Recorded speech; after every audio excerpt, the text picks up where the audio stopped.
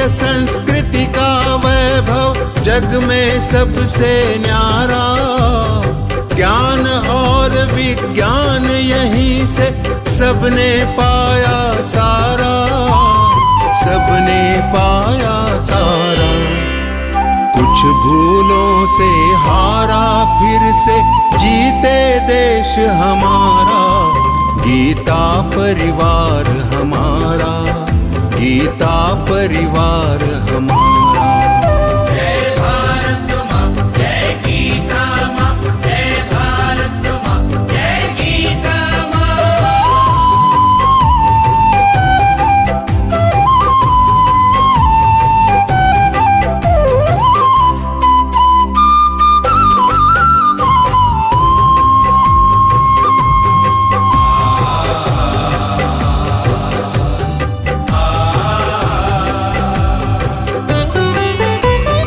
त्यागशील सेवा व्रतधारी युवा जगे पुरुषार्थी। जय भारत माँ, जय गीता माँ, जय भारत माँ, जय गीता माँ। त्यागशील सेवा व्रतधारी युवा जगे पुरुषार्थी। वैज्ञानिकता विनय सभ्यता स्वभाव हो निस्वार्थी, स्वभाव हो निस्वार्थी। देशभक्ति में तेजस्वी हो फिर समाज यह सारा। गीता परिवार हमारा, गीता परिवार हमारा। जय भारत माँ, जय गीता माँ, जय भारत माँ, जय गीता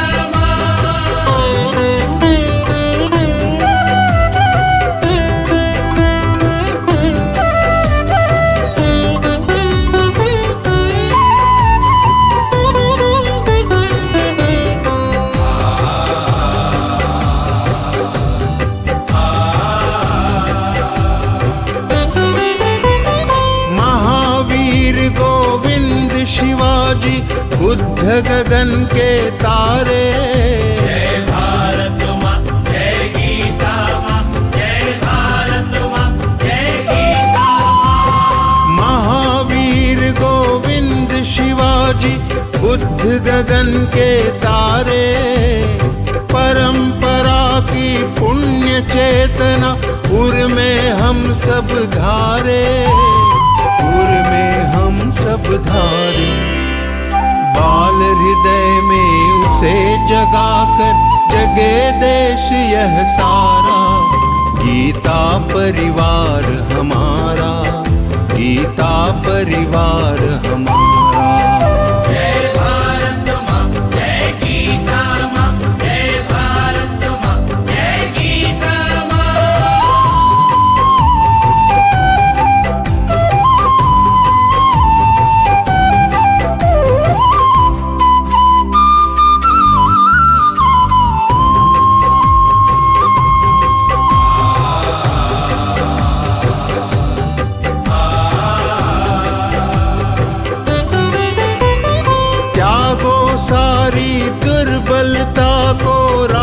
समर्थ बनाओ। जय भारत माँ, जय गीता माँ, जय भारत माँ, जय गीता माँ। त्यागो सारी दुर्बलता को राष्ट्र समर्थ बनाओ। बंधु भाव समता ममता से सबको गले लगाओ, सबको गले लगाओ। चलो विवेकानंद मार्ग पर शुभ संदेश हमारा। गीता परिवार हमारा, गीता परिवार हमारा। ईश्वर भक्ति भाव से बहती संस्कारों की धारा। भारत माँ की सेवा में गीता परिवार हमारा, गीता परिवार हमारा, गीता परिवार हमारा, गीता परिवार हमारा, गीता परिवार हमारा, गीता परिवार।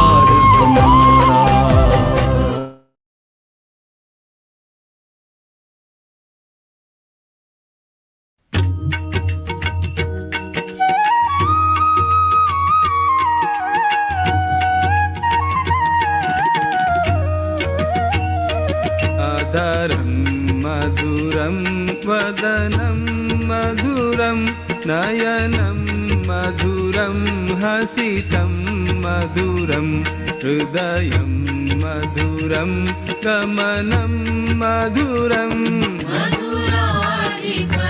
मधुराधिपतेरखिलं मधुरं मधुराधिपतेरखिलं मधुरम्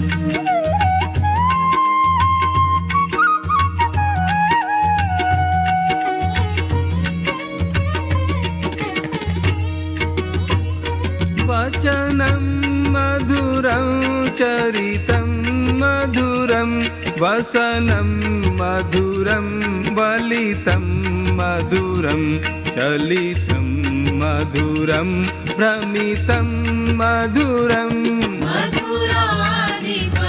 मधुराधिपतेरखिलं मधुरं मधुराधिपतेरखिलं मधुरम्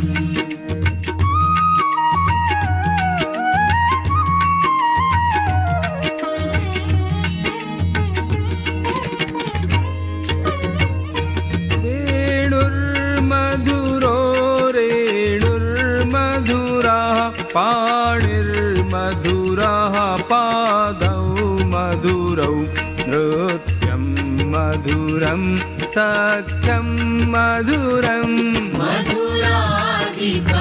मधुराधिपतेरखिलं मधुरं मधुराधिपतेरखिलं मधुरम्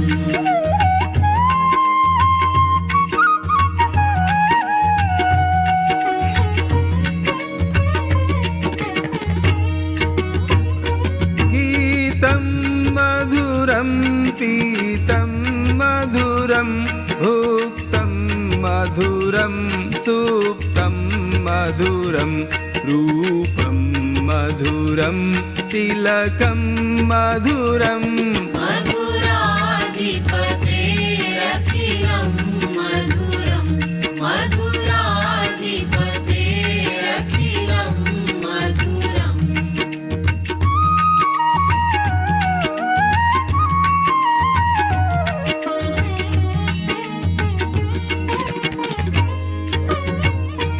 तरणं मधुरं तरणं मधुरं हरणं मधुरं स्मरणं मधुरं वमितं मधुरं शमितं मधुरम् मधुराधिपतेरखिलं मधुरं मधुराधिपतेरखिलं मधुरम्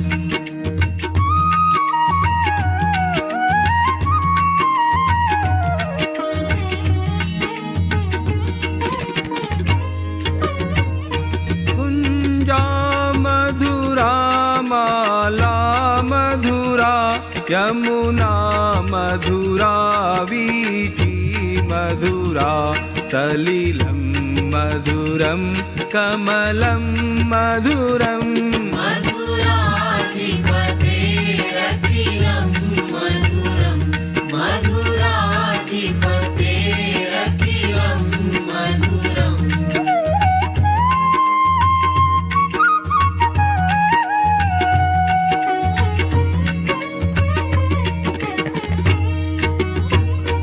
गोपी मधुरा लीला मधुरा युक्तं मधुरं मुक्तं मधुरं दृष्टं मधुरं शिष्टं मधुरम् मधुराधिपतेरखिलं मधुरं मधुराधिपतेरखिलं मधुरम्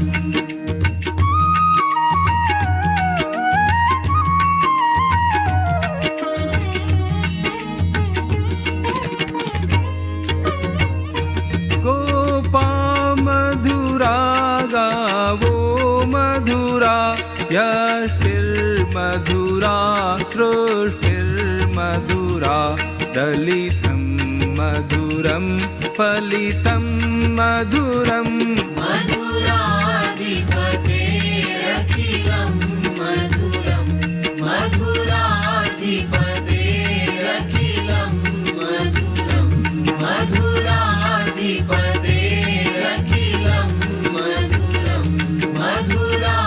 पिबदेरखिलं मधुरम्।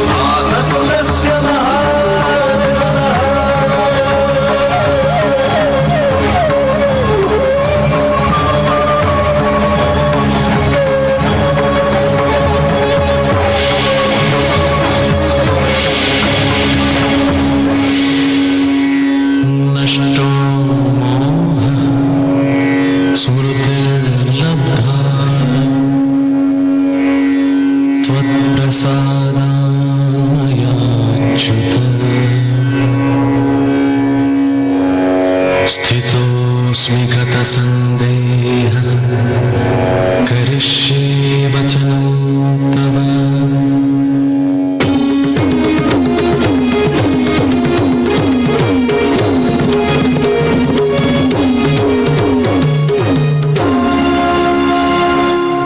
यत्र योगेश्वरः कृष्णो यत्र पार्थो धनुर्धरः तत्र श्रीर्विजयो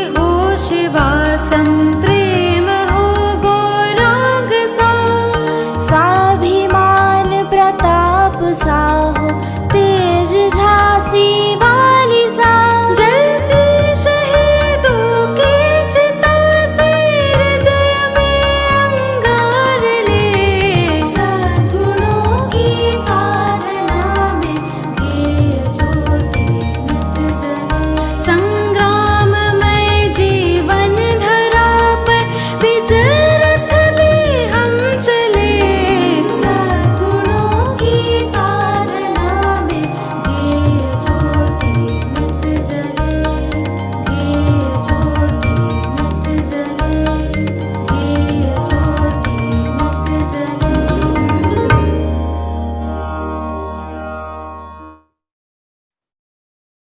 Jai Shri Krishna. Whenever we feel astray in today's world, the life of Hanuman emphasizes the fact that the best version of oneself can be unleashed and oceans of obstacles rendered powerless when traversed with selfless devotion or bhakti. Here's wishing you all a very happy Hanuman Jayanti and extending a warm welcome to each of you for the first interpretation session of the 12th chapter, Bhakti Yoga. May the bhakti within be sparked like Sri Hanuman to outgrow our limitations and reach the eternal abode. Let's invoke God's presence with the prarthana, inviting Hetal Valecha ji from Mumbai, who's rendering service in Geeta Parivar since October 2020 and currently a trainer in level 1 and a technical assistant in level 3. Over to you, Hetal ji. जय श्री कृष्ण। वसुदेव सुतं देवं कंसचाणूरमर्दनं देवकी परमानन्दं कृष्णं वन्दे जगद्गुरुं श्रीकृष्णं वन्दे जगद्गुरुं। जय Shri Krishna. Thank you so much for the melodious recitation, Hetal ji. Now, to symbolize auspicious beginnings, I now invite for the Deep Prajwalan, Sarita Vasudev Maluji from Sangli, who's been a part of Geeta Parivar since October 2020 and currently serving as a trainer. निषिद्धैरप्येभिर्लुलितमकरन्दो मधुकरैः करैरिन्दोरन्तश्छुरित इव सम्भिन्नमुकुलः विधत्तां सिद्धिन्नो नयनसुभगामस्य सदसः प्रकीर्णः पुष्पाणां हरिचरणयोरञ्जलिरयम् शरदिन्दुनिभां शुभ्रां शुभ्रवस्त्रैरलङ्कृतां कलहंसकृतावासां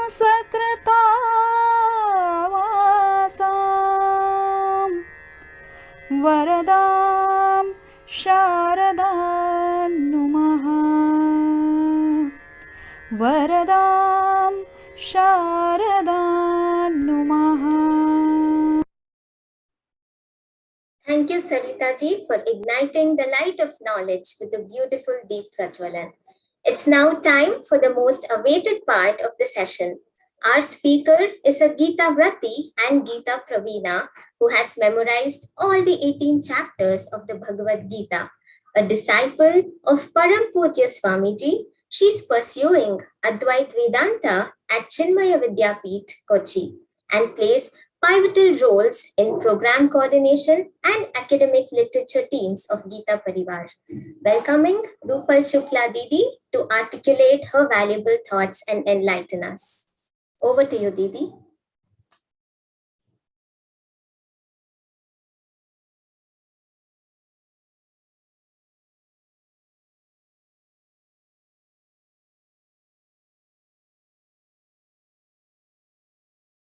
Vande Guru Paramparam. Krishna Krishna, pranams to all my gurus from whom I have learned everything, the Geeta, how to recite, how to understand the meaning, everything I have learned from them. So first pranams to them. Firstly, I congratulate you all that we all have completed 10 shlokas of the 12th chapter. We are so fortunate, we are so blessed that we are getting this chance to read Geeta, to spread this knowledge of Geeta. In 18th chapter, the Lord himself said, 68th and 69th shloka, Yaimam paramanguyyam madbhakte shvabhidhasyati bhaktim mai parang kritva mame vaishyatya samshayaha natasman manusheshu kaschinme priyakrittamaha bhavita nachame tasman anyah priyataro bhuvi anyah priyataro bhuvi kaschinme priyakrittamaha. The Lord said, on this whole earth, whoever will teach Geeta, whoever will read Geeta, whoever will live Geeta, that will be my most favorite. Krittamaha, the superlative degree Lord told here. So we are so fortunate, we are so blessed that we are getting this chance. There are so many people, they are wishing to learn Geeta, but they're not getting even this chance. But we have got this chance. And on very first day, we were afraid that we would be able to recite these shlokas perfectly or not, or we can just chant these shlokas or not. We don't have any Sanskrit background. We never even spoken Hindi. We don't understand Hindi. And how we would be able to learn the shlokas, Sanskrit shlokas? But Geeta Parivar given us this belief that we can do this. And now, after 1 week of our registration, we have learned 10 shlokas and we are so confident that we can complete our Geeta now and be a Geeta Vriti. Keep walking on this path and keep learning Geeta, because we have got this chance, so we should take complete benefit of it. We are here to understand the meaning of Geeta.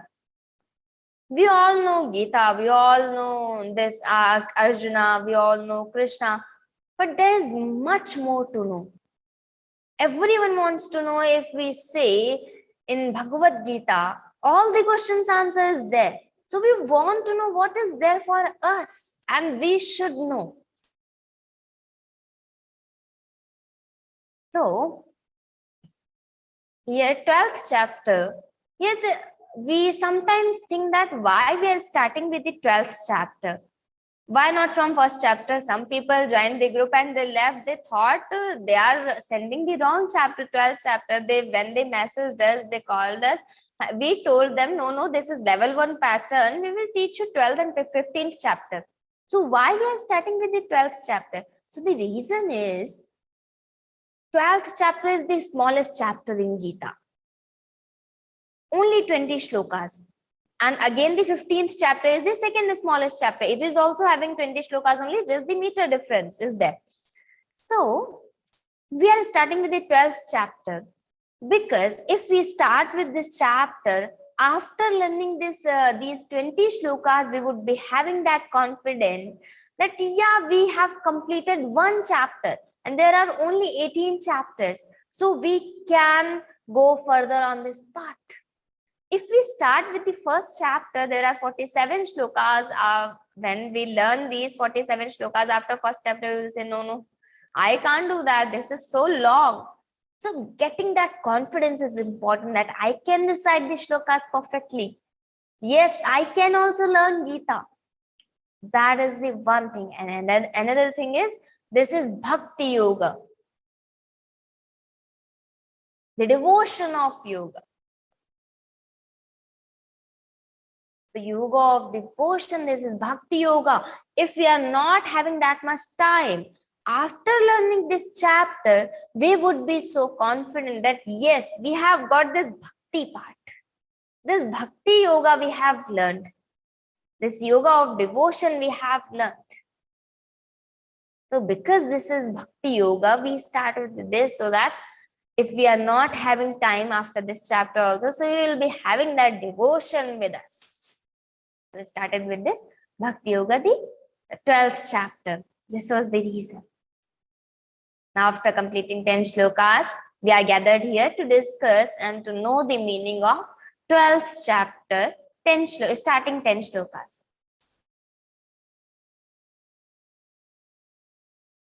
Now,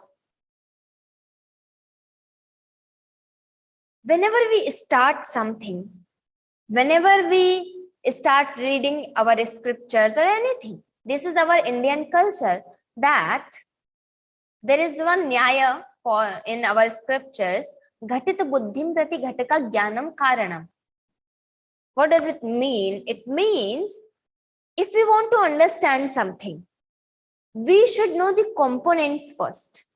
If I say the table is round, so how we would be able to know that what is table is round this sentence means? So if we know what does the table mean, what is the meaning of table, and again what is the meaning of round, and why the is there. So if we know the meaning of all these three words, we would be able to catch the meaning of this sentence. So ghatita buddhim prati ghataka jnanam. Ghatita buddhi means I have understood that. So ghatita buddhim ghataka jnanam karanam, the components knowledge. So here also, when we are going to discuss, when we are going to know the meaning of 12th chapter, we should know the components first. So what are the components here? We all know that this Bhagavad-Gītā is the talk between Krishna and Arjuna. So here there are three components. First is Arjuna. Second is Geeta. And third is Lord Krishna, we all know. We already know all these three personalities and the Geeta also, but still, there are some points we should know. Sorry. So there are some points we should be aware of that. Some hidden points might be, you must be knowing that, but still, we can revise that. Revision is always better. So first we will start with Arjuna. Who is Arjuna? Whenever we get this name Arjuna, whenever we start thinking about Arjuna, we always think that Arjuna must be in his late 30s, having sweat on his forehead and so tense, so depressed, and he's like in depression, so stressed that I don't want to fight Krishna. I'm not gonna fight. He sat on the chariot. So we are thinking that Arjuna is like us. He is also stressed like us. He is also depressed like us, as we do. He is having sweat on his forehead as we do. So we are thinking Arjuna is like us. But the reality is Arjuna is not like us.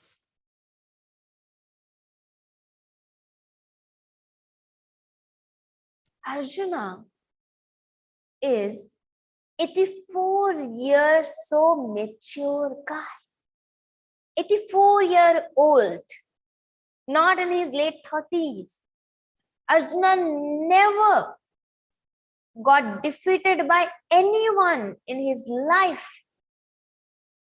He won over thousands of battles. He even made satisfied Lord Shiva in Malla Yuddha. Malla Yuddha is wrestling. He satisfied Lord Shiva. He couldn't defeat him because he was Lord also. So he couldn't defeat, but still he satisfied him. Arjuna accepted curse from Urvashi, but he didn't accept her. That is a different story. We're not gonna deep into that. But he accepted that curse and became Brahmanala at the time of Ajñātavāsa. But never left his dharma, never give up his dharma. All the Pandavas, spent 13 years in exile, but Arjuna spent 10 years more because he was following the dharma. Never give up the dharma. Arjuna got the name Gudakesha. What is the Gudakesha? Gudakesha means who has won over his sleep. And not by any vardhana or something. He did so much tapas for that. Actually, he wanted divine weapons from the lords, divyastras. So, he wanted to do tapas. And whenever he feels sleepy, that sleep disturbs his tapas. So, what he does, okay, now I'm not going to sleep. I will win over my sleep. So, he just selected one tree at the bank of the river. And that tree's branch was going in that river. So, that was the situation. What he used to do for 6 months, he repeated that cycle. He used to go and sitting on that branch. Whenever he feels sleepy, he falls down. Again, he goes back and sitting on that branch. And whenever he falls down, again he falls in that river. Again, he goes back, sitting on that branch, again feeling sleepy, again falling down. So this was happening. But after 6 months, Arjuna won over his sleep.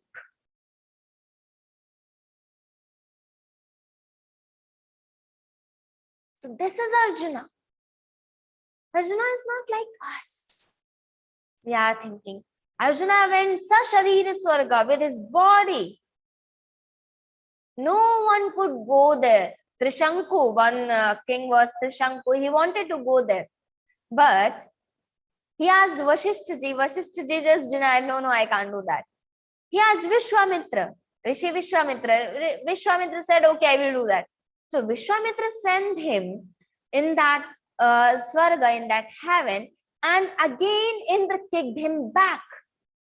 And he was hanged between the Swarga and Prithvi Loka. He was hanged between that. So that was the city of Trishanku. So no one can go Sasharira Swarga. But Arjuna went there with his tapas only. Not because he was the son of Lord Indra. No. He went Sasharira Swarga. He was so courageous. He was so good in making his strategies. He never disobeyed the dharma. Arjuna did everything righteous only. He never got defeated by anyone.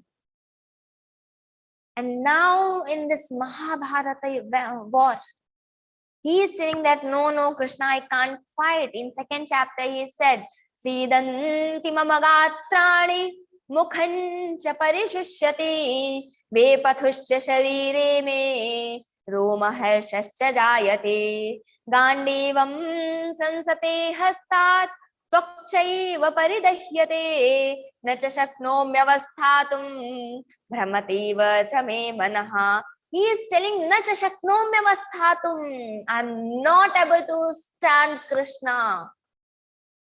I can't fight. Arjuna has taken vow that if anyone will make me to put this Gandiva bow down, I will kill that person. And he himself is telling, Gandivam sansate hastat. My Gandiva is falling down from my hands. We can imagine that situation. Arjuna is telling this. Gandivam sansate hastat. Tukchaiva paridahyate na cha shaknomyavasthatum brahmativa cha me manah. My mind is getting disturbed. Krishna, no, I can't fight. This is the situation of Arjuna, who has never got defeated by anyone. So mature. But he is having that depression. He is stressed. That is happening with Arjuna. This is Arjuna. Now, second is Geeta. We all know so much about Geeta. Yes, we are here to learn Geeta. We must have heard before and we are learning also now. So, what is Geeta? Yes, it is the talk between Krishna and Arjuna. Krishna ji given Upadesh to Arjuna. But here, the Gita is the part of Mahabharata only. In Mahabharata, there are chapters called Parvas. So, in Bhishma Parva, the Bhagavad Gita is written. And Vyasaji separated Bhagavad Gita from Mahabharata. And he presented 700 separate shlokas for us. So, this is Bhagavad Gita.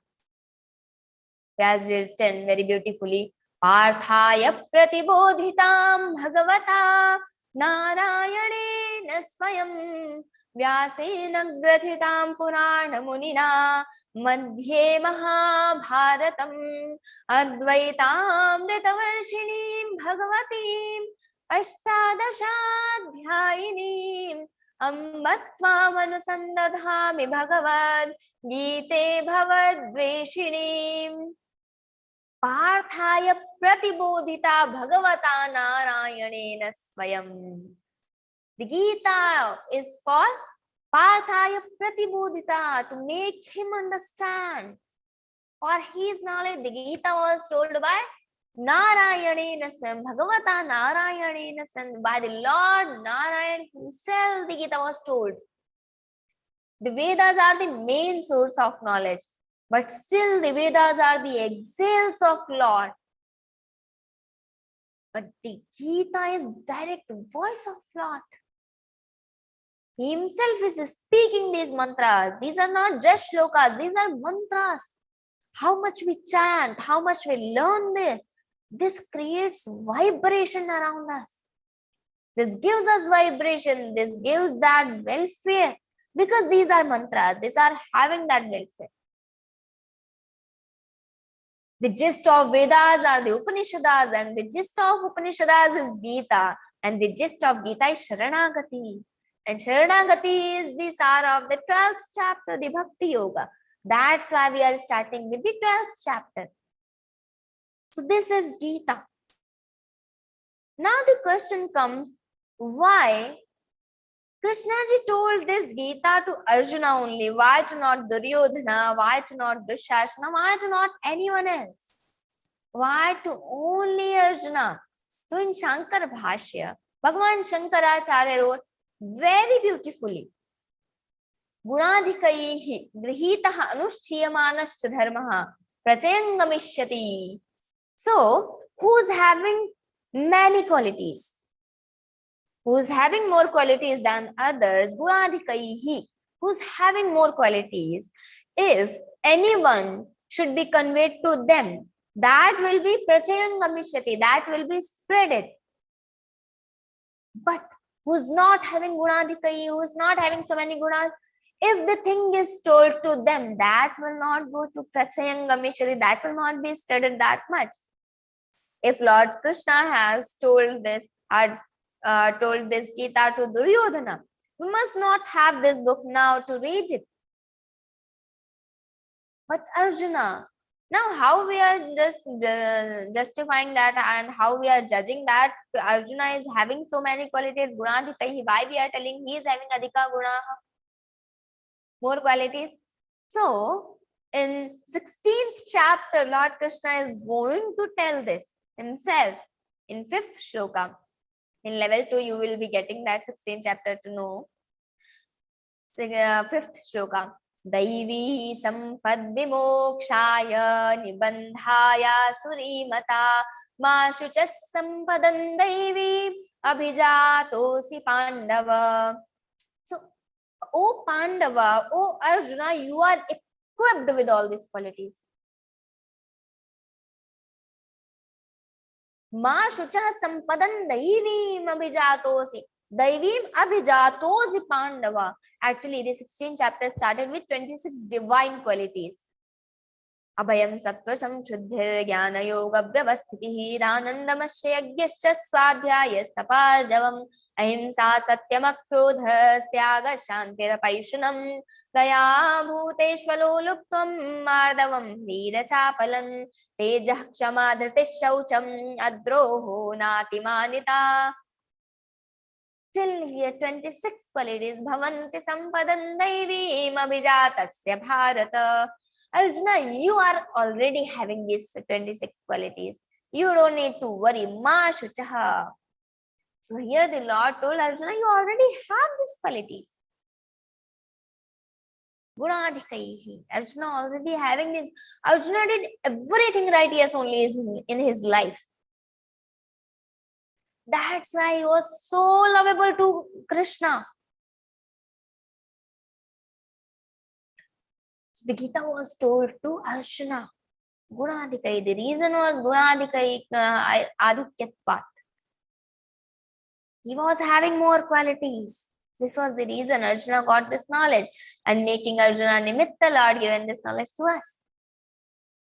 So the Gita is the gist of Upanishads, this teeny tiny granth, only 700 shlokas, having all the answers of this entire word. Whenever you want to search, we can just open Gita and we can find our answer. If we have that belief, we will get that, surely. So many great saints, so many scholars, whatever they found in Gita. If we have studied everything but not Gita, it's not done. But if we have studied Gita but not anything else, that is done. That's fine, because Gita is having everything.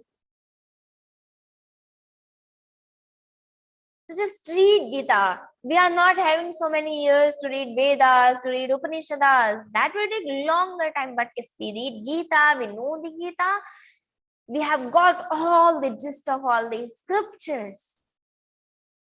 Gist of gists. There are 1800 authentic commentaries written over Gita. 1800, I'm not talking about translations. Bible is spread all over the world, but it is having 1300 translations, not commentaries. But Gita is having 1800 commentaries and authentic commentaries. If we count the number, not only authentic, so the number is of commentaries in lakhs. How many lakh people have written? So 1800 is the authentic commentaries. Whoever we talk about, Mahatma Gandhi, Vinoba Bhave Balagangadhar Tilak, Einstein, Shankaracharya Bhagwan, anyone we talk about, whatever they found best, they found in Gita. Gandhiji used to say, Gita Mata. Gita is my mother. So this is Gita, having 700 shlokas. Now, the Krishna. We all know Krishna very well. Actually, we know everyone. But yes, one point just I would like to tell about Krishna ji, Lord Krishna. We all know that he accepted the charioteer's role for Arjuna in this Mahabharata war. He was a charioteer for Arjuna's chariot. So Arjuna asked him in first chapter, Senayor Bhayor Madhye Ratham Sthapayamechyuta. He just instructed him, hey Achyuta, just take my chariot in between both the armies, so that I can see the opposite army also, and I can see my army also. How much they have done the preparations, and who is there, who is in my side, who is in the opposite side. Just Senayo Ubhayo Madhye Ratham Sthapayamechyuta. He asked Krishna. But here, what Krishna ji did, he didn't stop the chariot in front of Duryodhana and Dushasana. Arjuna was so eager to kill them. He was so angry on them, though. I will go and I will kill them. I will just take the revenge of Draupadi's insult. He was eager to kill them. But Krishna ji didn't do that. What Krishna ji did? Krishna ji took the chariot and stopped in front of Dronacharya and Bhishma Pitamaha. He stopped the chariot in front of them. Why he did so? Because he wanted to give this Gita Jnana for us. What is the connection? He stopped the chariot or whatever he did. Sorry. What is the connection there? So, Arjuna loves them so much. Arjuna is so lovable to everyone, each and everyone. Krishna loves Arjuna so much. Bhishma Pitama loves Arjuna so much. Dronacharya loves Arjuna so much. So now, why they are fighting from the Kaurava Paksh? Why not from the Pandavas? Because they were bounded from some pledge, or they had taken some pratigya. So they will fight from Hastinapura only. So they can't go in Pandava's side. Even they knew they were right. So Arjuna loves them. When he sees Bhishma Pitama in front of him, Dronacharya ji is in front of him, his guru. Now what to do? I can't just use bow on them. I can't kill them. He got, no, I can't fight. Now mukhancha parishishyati ve pathusya sharire me roma harshasya jayate. We think our situation, if our family is in front of us and we love them so much, how we can do that? Arjuna was also so depressed. No, I can't do that. So difficult for me. But Krishna ji did all the operation there, and he told the 700 Shloki Geeta. So he stopped the chariot in front of Dronacharya and Bhishma Pitama. When all the Pandavas and Kauravas had completed their studies, they needed to present that in front of all the members of that meeting. So everyone went there. Everyone was going and introducing themselves and just presenting what they have learned.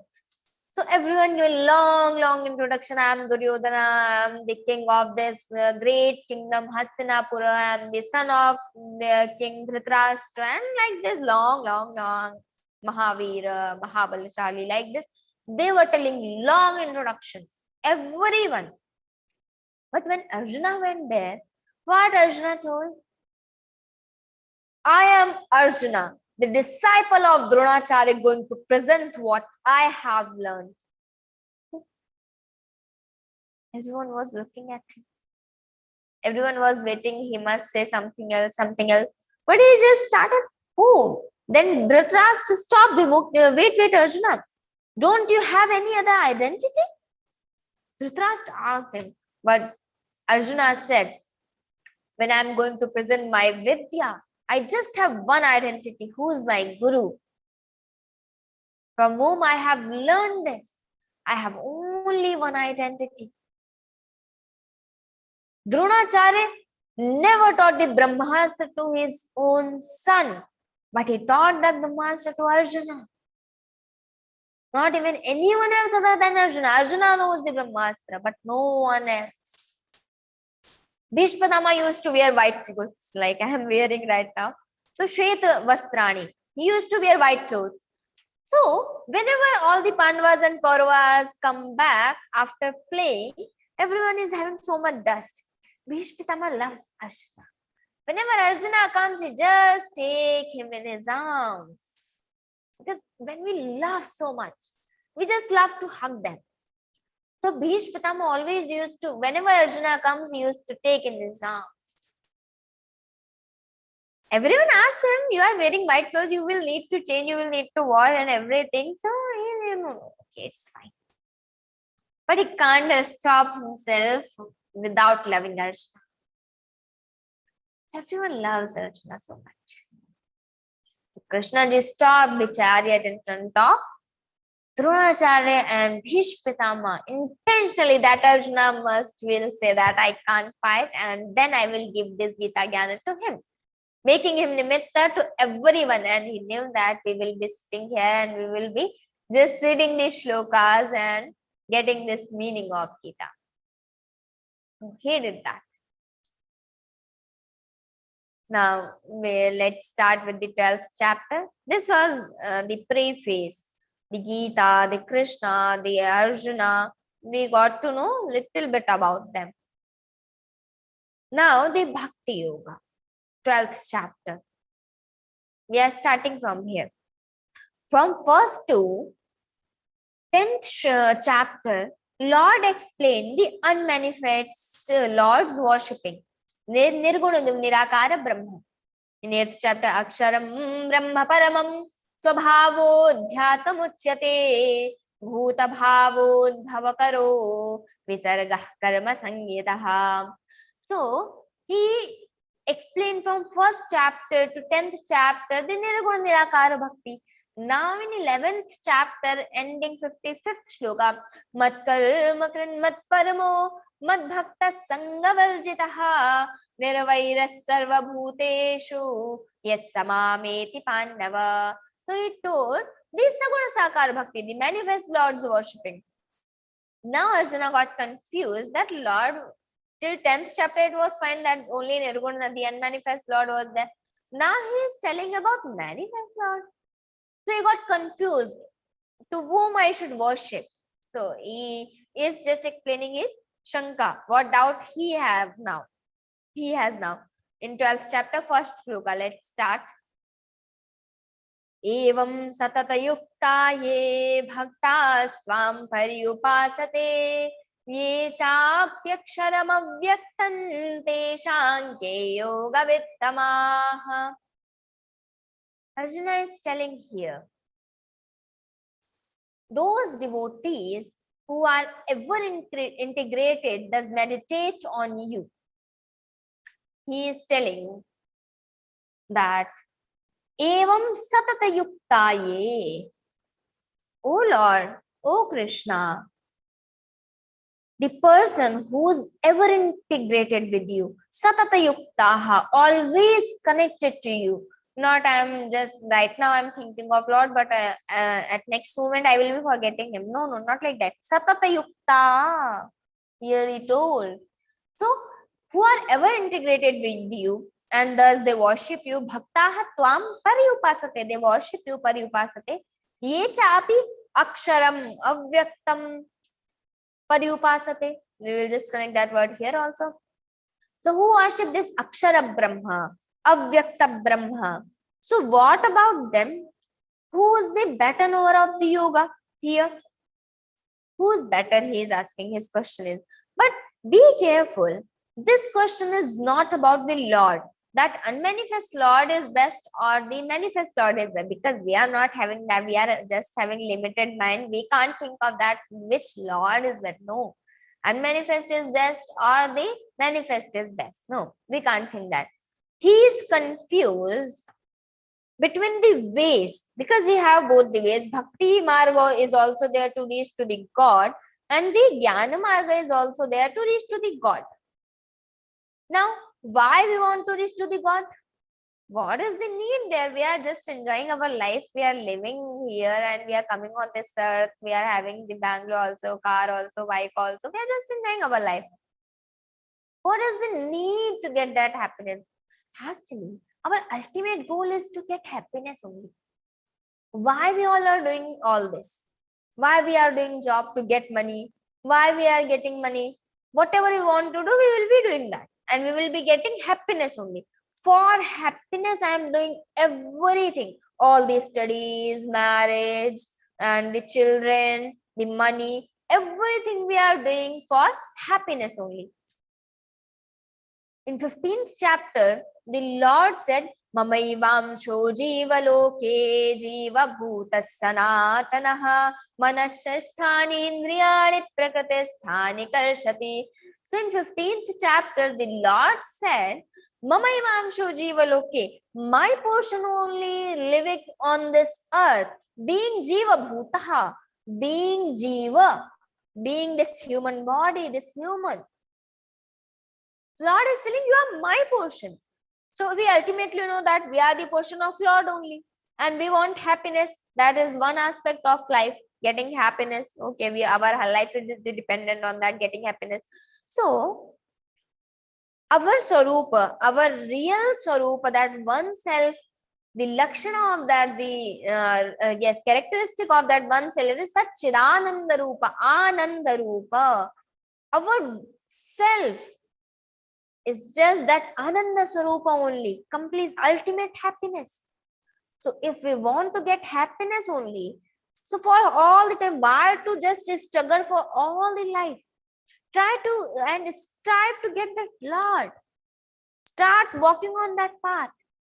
You see, you can just differentiate seeing two person. One is worshipping and one is not worshipping. Who's worshipping, their mind will be so calm. They will be having so peace, because how much we are near to the Lord, because they are having that Ananda Swarupa. I mean, that will be reflected in me also. I will be happy. So how much we walk on that spiritual path, how much we start reading Geeta, how much we start getting that Lord and meditating that Lord, we start being happy automatically. How it happens? Because if there is bulb, if there is light, I will go near to the light, I will be shining. That light will reflect on my face. The same principle applies here. The Lord is Satchidananda Swarupa. How much I go near to that, that happiness will be reflecting in me. I will be happy. So ultimately, I want happiness only. So try to get that unbreakable happiness. By that kshanik, that momental happiness, that will be destroyed. But this is not going to destroy.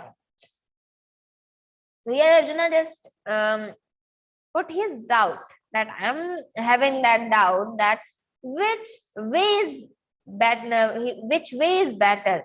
Who is the better knower of the yoga? The Saguna Sakara Bhakta or the Nirguna Nirakara devotee? What is best? Manifest worshipping or unmanifest worshipping? So Lord Krishna now going to speak. For long this was awaited and we were wishing what Krishna ji will say here, because he explained both the ways. So in second shloka he is telling, Śrī-Bhagavānuvaca Mayyāveshya mano ye man nitya yukta upasate Shraddhaya parayopetāste me yukta tamamataha. The Lord is telling here,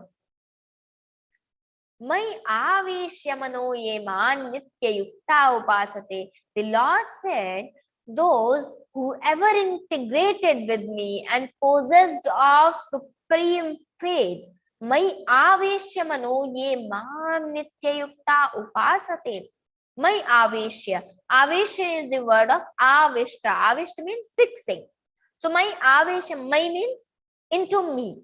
So Lord is telling, who has fixed their mind into me and they are possessed with supreme faith. Mai aveshya manoya nitya yukta upasate. They are just worshiping me with supreme faith.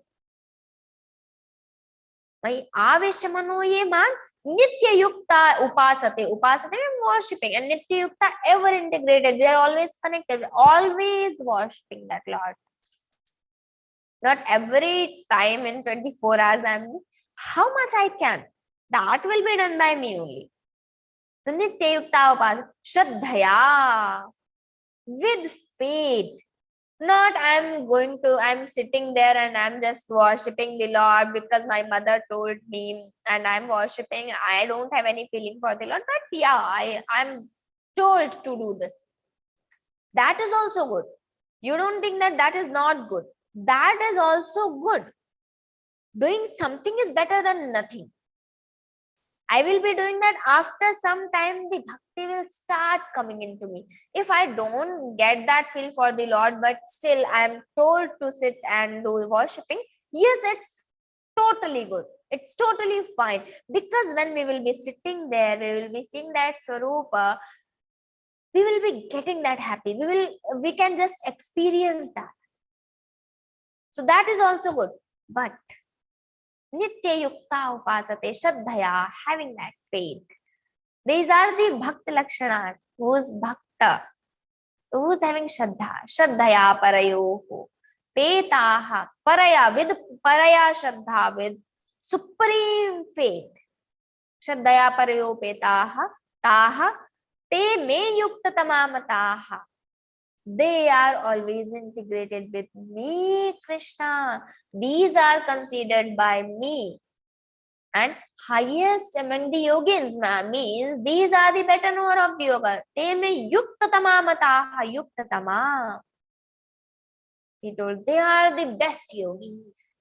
Now, Lord explained from first chapter till 10th chapter the Akshara Brahma Sarupa, that unmanifest Lord. Now he is telling the best is Saguna Sakara Bhakti, the manifest Lord worshipping. What is this? How he is telling that? So we'll just take one example. If I ask some children to just calculate 3 plus 3, okay.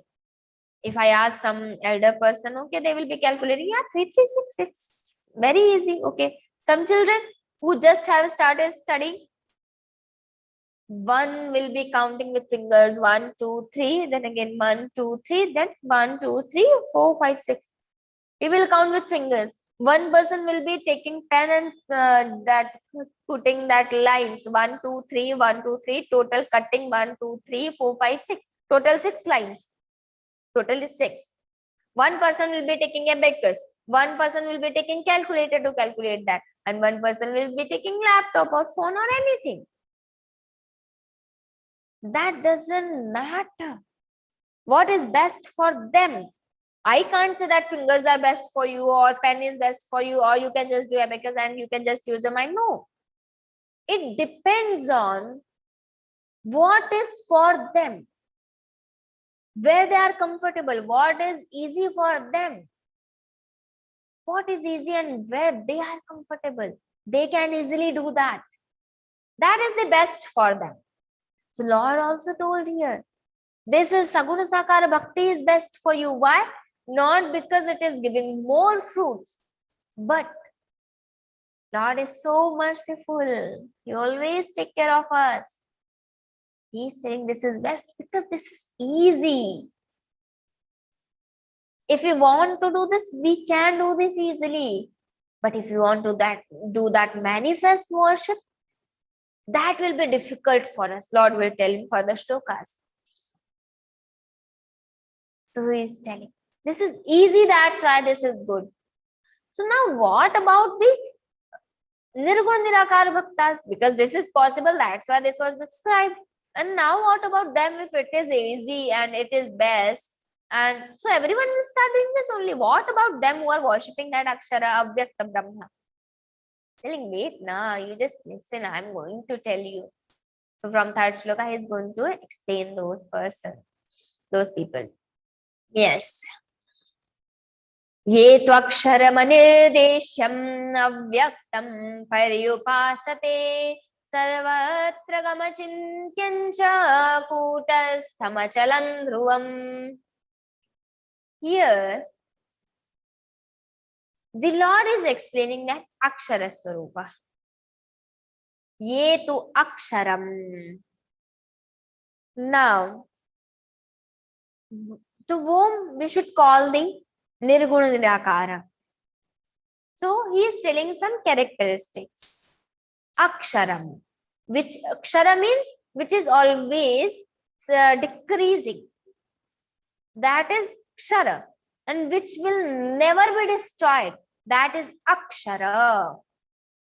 So, ye tu Aksharam, Akshara Brahma. Second is Anirdeshyam. Anirdeshyam means, Nirdesha means indicating something. Anirdeshyam means I can't indicate that. I can't show that. If someone asks that, who is Brahman? Who is Nirguna Nirakara Brahma? What is this Nirguna Nirakara Brahma? So how I will tell them? No, I can't tell. I can't tell them that Brahman is like this, Brahman is like this. If someone asked that, how is this that book, Panchapadika book or any book? So I will just show them that cover looks like similar to this book. That will be having this heavy book and red color. So I will be indicating something. But if I want to tell how is the Brahma, I can't.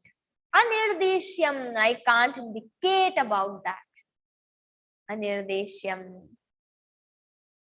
Avyaktam. In Upanishads, there is one definition for Avyaktam. Avyakta means which is not visible. I can't describe it. Vyakta is I can describe it. My watch is visible, my badge is visible, my specs are visible. So everything is visible. So this is Vyakta. But Avyakta, which is not visible, I can't describe that. Avyaktam. So in Upanishads, there is one definition. Yat chakshusha na pashyati, yena chakshumshi pashyati, tadeva brahmatvam vidhi, nedam yadidam upasate. Yat chakshusha na pashyati, that can't be seen through our eyes. But yena chakshumshi pashyati, but our eyes get the power from that only to see everything. My ear is getting power from that Brahman to hear everything, to listen everything. My eyes are getting power. My body is getting, everything is getting that power from that Nirguna Nirakara only, that unmanifest, that Almighty. So I can't describe it. Yet chakshusha na pasya, that can't be seen, but my eyes get power to see everything from that only. Yena chakshumshi pashyati, tadeva brahmatvam vidhi. You understand? That is only Brahma. Nedam yadidam upasati. So that is Brahma. Definition there. Nirguna Nirakara Brahma. So avyaktam pariupasati. Sarvatra gamachintyancha kutasthamachalaಂ dhruvam. Sarvatra gama. That is omnipresent. That is everywhere. If anyone asks, where is the sky? So sky is everywhere. Because sky is just nearest to the Brahman. I will tell this hierarchy also and these sequences also in further explanation sessions of this Geeta. That will be discussed later also. So I am not going so deep because that will make some difficulty to understand everything. So we will be taking Upanishads and we will be taking Geeta, all the meanings. So we will be making it easy and we will be going in these steps further. So this is Sarvatra Gama. This is omnipresent. This is present everywhere in each kana. When Hiranyakashipu asked, your Lord is in this pillar also? Yes. Prahlad said, yes, he is. Okay. So he took his gada and he just put over there. Oh, Narsingha Bhagavan came there. Narsingha Bhagavan ki jai. So Lord is everywhere, in each kana, in each point. Lord is everywhere. Sarvatra Gama. Achintyam. We all know this fact that we can just imagine the things we have seen before. Whatever we dream, whatever we just imagine, we must have seen that before. So that is Chintyam. Chintanam means thinking of something. So we can only think of something when we have seen that before also. But Brahma is Achintyam because we never have seen him. Seen this Brahman. We never seen that Almighty. We never seen that Supreme Lord. So that is Achintyam. We can't think of that. How it looks like. If you want to meditate, do meditation of the Nirguna Nirakara, so everyone will just suggest you don't see anything. You keep focusing on that blank, shunya, nothing. So that is Nirguna Nirakara. So that is nothing. Achintyam. Kutastham. In our scriptures, Kut word is famous for Maya also. So Kutastha means the Adhisthana, the cause of that Maya. Maya is, because of that Maya only we are able to see everything. This everything is visible, everything, this Prapancha is there. The Advaita Vedanta Siddhanta is Brahma Satyam Jagan Mithya. So, only Brahma is Satya and Jagan Mithya. This is just illusion created by that Maya. And Maya is the power of that Brahma. So that's why that Kutastha, the Adhisthana of that Maya. And one more meaning is never changeable. Kutastha, never changeable. Not having any part, not having any side, just stable. Achalam, immovable. this doesn't move because this is Sarvatragama. This is present everywhere. So if I am everywhere, I am here. So I can just walk 2 steps and I can just change my place. But Brahma is everywhere. How it can go from one place to another? It can't go. That's why Achalam, Dhruvam, eternal. Because it is everywhere, it is Achalam, that's why it is Dhruvam, eternal. It will be, it was there, it is here, it will be there. Eternal. Now, 4th shloka is connected to this only. But 4th shloka is very beautiful. Let's see that. Sanniyam yendriya gramam sarvatra samabuddhayaha te prapnuvanti mameva sarvabhuta hite rataha. Sanniyam, here the quality of told of that person, that Jnana Yogi. And also the shloka is very famous, and this is also referred for volunteers. Whoever is volunteering, whoever want to serve. So many things are told here. Let's discuss one by one. 4th shloka. So here in 1st quarter, there are 4 quarters in one shloka. 1st, 2nd, 3rd and 4th. So in 1st quarter, Sanniyam Mendriya Gramam. This is Achara Samhita. How we should live. 2nd quarter is telling us our drishtikon, our vision. Sarvatra samabuddhaya. 4th is Sarvabhuta hite rataha. This is what we need to do. Sarvabhuta hite rataha, the welfare of everyone. And 3rd quarter, te prapnuvanti mameva. Here the phala is told, the fruit of that. So, te prapnuvanti mameva, they will get me only. Lord is telling. So, 1st is Achara Samhita, 2nd is the Drishtikona, the vision, and 3rd is the Kar, what we should do, what the work we should do, and the 3rd quarter is indicating that phala, what is the fruit of this. So, Sanniyam Mendriya Gramam, it means having restraint all over our senses, all the indriyas, our eyes, these are the Jnana Indriyas, the senses of knowledge, the eyes, the ear, the skin, and these are this jiva, this tongue, these are the senses of knowledge, this nose, these are the senses of knowledge. And there are senses of action also, this mouth, hand, leg, genitals and rectums. So these are the 10 indriyas, these are the 10 sense objects. So here is saying Sanniyam Indriya Gramam.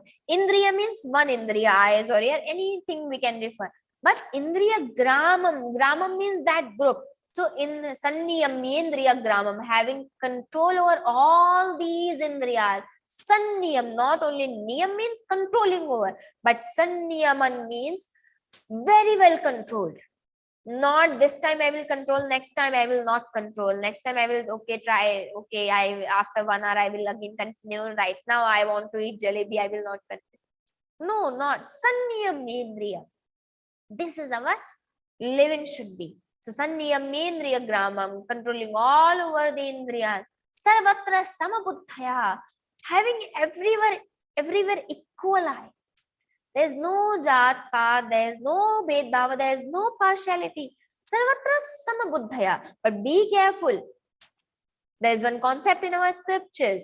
Samavartana, samadarshana. Samadarshana means seeing everyone equal. Samavartana means not just behaving same with everyone. You see, with dog, we can have sarvatra samabuddhaya. I can see, yes, he is also having that self only. He is also having that Lord in his heart only. So he is also that jiva, that being only, living being only. So I will be having that drishti. Yes, I should have karuna daya for him. But I can't do samavartana with him. I can't call him to sit and eat in my plate. That is samavartana. Okay, you come and eat with me. Okay, you are my lovable dog. No, no, this is Samavartana. Samavartana is not important. Samavartana should not be done. Samadarshana should be done. I will be seeing everyone equal. This is Shastra Viruddha. If you call one dog and okay, come eat with me. No, no. This is Samavartana. Be careful here. So Sarvatra Samabuddhaya. Te prapnuvan. They will get me only. Who are doing the welfare of everyone, Sarva Bhuta Hiterata, who are always busy in the welfare of everyone. Sarva Bhuta Hiterata, ha. Welfare of everyone. Here it is told, yes. So let's see the fifth shloka. We need to go a little faster. Now in fifth shloka, Lord told, why I told in second shloka briefly that yes, this is good. So let's see. क्लेशोऽधिकतरस्तेषाम् अव्यक्तासक्तचेतसाम् अव्यक्ता हि गतिर्दुःखं देहवद्भिरवाप्यते. Here he told, क्लेशः अधिकतरमस्ति तेषाम्, whose klesha means the struggle will be more for them who are worshipping the unmanifest Lord. क्लेशो अधिकतरमस्ति तेषाम् अव्यक्तासक्तचेतसाम्, who are worshipping that avyakta Brahma, who are worshipping the avyakta Brahma, the klesha, the struggle is more for that. Yes. Avyakta hi gatir dukkham, avyakta sakta-chetasam. The trouble is more for them. Tesham avyakta sak, whose minds are set in the unmanifest, who are always thinking of that unmanifest, who are just meditating that unmanifest. The klesha adhikataramastesham. Avyakta sakta. Avyakta asakta chetasam. Asakta chetasam means the mind is fixed in avyakta. Avyakta asakta chetasam. Avyakta hi gatihi dukkham. That unmanifested is that goal is for pain, and that is difficult by getting dehavadhi avapyate. Avapyate means getting, attaining that. So this reaching that unmanifest is difficult for dehavadhi, for these embodies like us. This is difficult to get that. That's why Lord told in brief that getting that the Saguna Sakara Bhakti is easier than the Nirguna Sakara Bhakti. So that was easy because of that is that was best because that is easy, not because this is giving more fruits. Now from the sixth shloka, Arjuna is telling this is difficult. Saguna Sakara is also difficult. Fixing, always thinking of Lord, meditating that Saguna Sakara Bhakti with all the ways I am worshipping that of Brahman only. That is also difficult. So here Arjuna told, Arjuna was having some confusion on how to do this. So Krishna ji just observed that actually Arjuna will do whatever Krishna says. This is Geeta is for us, not for Arjuna. Arjuna is a devotee of Lord Krishna. He accepted Krishna, Vipul is Krishna, not the army, Narayani Sena. So Arjuna is a devotee of Lord Krishna. Whatever Krishna says, he will do that. But Krishna wanted to tell Geeta for us. That's why everything is just we are imagining. Arjuna is having that confusion. Now Lord is going to clarify. And he is going to give so many ways to us about this. Let's say 6th shloka. Ye tu sarvani karmani mai sanyasya matparah ananye naiva yogena mandhyayanta upasate. Ye tu sarvani karmani mai sanyasya matparah. The Lord is telling for those who dedicate all the actions to me and hold me as their supreme self. Ye tu sarvani karmani mai sanyasya matparaha. They dedicate all the actions to me and matparaha. They hold me as their supreme self. Ananyena iva yogena. With ananya yoga, O Lord, there is no one other than you for me. You are only. Mere to girdhar gopal dusaro na koi. So only Girdhar Gopal is mine. So Lord, other than you, there is no one for me. This is Ananya Yoga. Ananye naiva yogena man dhyayanta upasate. Lord is telling. So, ye tu sarvani karmani, who just dedicate all the karmas to me and send matparaha, behold me as your supreme self, only I am the supreme for them. Ananyena iva yogena, oh Lord is only for me. Ananya yoga, I will be worshipping that Lord. Man dhyayantu upasate, and ananya yogi should be careful that if I am worshipping any other Lord also, there is no problem. But still, whenever we worship that, we should have the image of our Lord. We can have our image, but we should not say, okay, no, my is Shankarji, I can't pray Vishnuji. No, not like this. Worshipping Vishnuji is also thinking that, yes, Shankar is there. Worshipping Shankar. Thinking that is the Ananya Yoga. Ananyena imam dhyayanto upasate. They just meditating on me with the exclusive devotion. Man dhyayanta upasate ananya yogena. This is exclusive devotion. This was one way. You just dedicate all the karmas into me. Looking so easy, but Arjuna is still confused. Because this is not easy doing anything, and I will just say, okay, Lord, I'm just dedicating this to you. No, not easy. So let's see 7th shloka. Lord is giving, okay, you wait. What will happen if you just dedicate all the karmas into me? Teshamaham samudharta mrityu samsara sagarat bhavami nachirat partha maya veshita chetasam. To those whose minds are set into me, Teshamaham.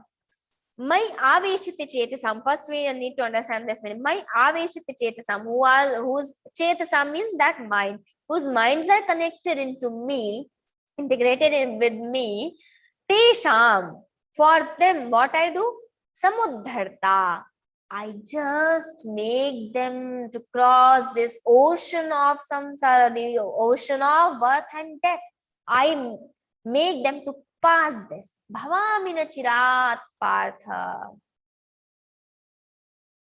I just make them to pass this ocean of samsara. I become that the person, and I will take them in my boat, and I will make them to pass this river, pass this ocean. Lord is telling, if you dedicate all the karmas, but okay, difficult. Now Arjuna is still confused. This is so tough.